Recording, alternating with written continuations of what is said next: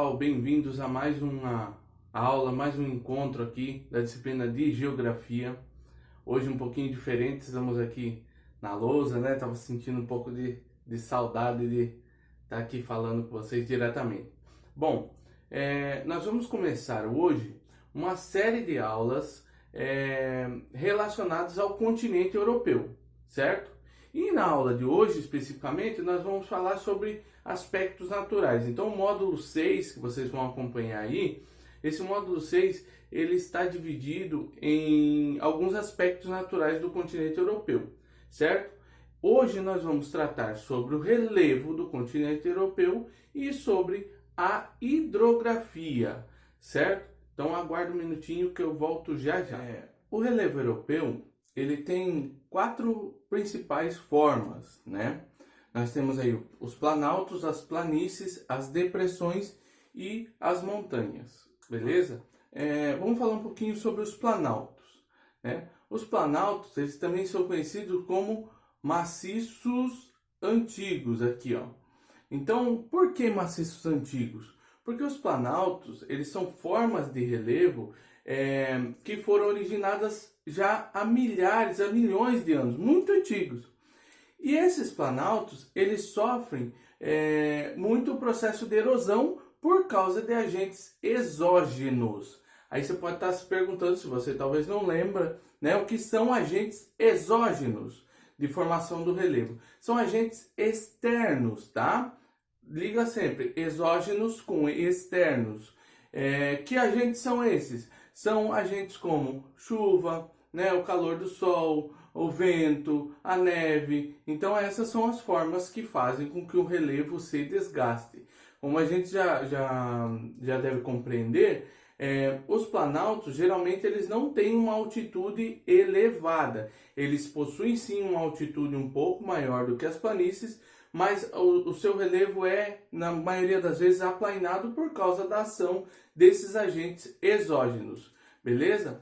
Aí, posteriormente, nós temos as planícies. As planícies, elas ocupam a maior parte do continente europeu, certo?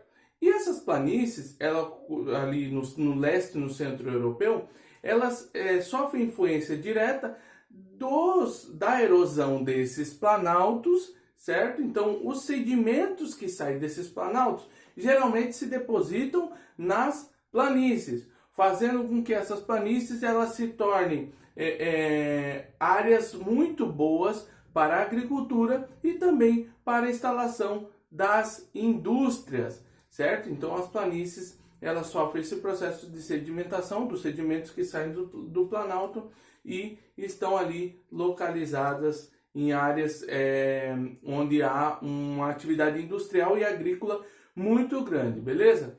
Então vamos falar aqui sobre depressões. Só lembrando que nós temos 2 tipos de depressão, né? Quando falamos de relevo. A depressão relativa, que ela está acima do nível do mar, né? Mas está abaixo das regiões vizinhas, e a depressão absoluta. O que é a depressão absoluta? É quando ela está abaixo do nível do mar, ok? Então, na Europa, nós temos algumas depressões absolutas, por exemplo, do Mar Cáspio, né? Mas com certeza a mais importante, a depressão absoluta mais importante que nós temos no continente europeu é a depressão absoluta dos Países Baixos, né? Só lembrando aqui, Países Baixos é Holanda, mais conhecido como Holanda, certo? Então, a maior parte do território dos Países Baixos, por isso o nome, ela é composta por depressões absolutas que estão abaixo do nível do mar, certo? Por isso, eles foram obrigados a desenvolver sistemas muito complexos de diques, né? Sistemas de barragens. Eles têm ali muitos moinhos de ventos que são utilizados para tirar, né, bombear essa água das áreas ocupadas de volta para o oceano, beleza? E aí nós temos também as montanhas, né? As montanhas elas ocupam ali o sul do continente europeu, e dentre as montanhas nós temos aí muito conhecido os Alpes, né? Os Alpes suíços, certo? O que são essas montanhas? As montanhas também são conhecidas por dobramentos modernos, pessoal. E por que dobramentos modernos? Porque é um relevo que ele se formou recentemente, óbvio que nós estamos falando de tempo geológico, então esse recentemente não é o recente que nós estamos acostumados, mas eles se formaram ali através de movimentos tectônicos convergentes, ou seja, o choque de placas tectônicas fez com que se formassem essas montanhas. E quais são essas placas tectônicas que se chocaram e formaram as montanhas no continente europeu?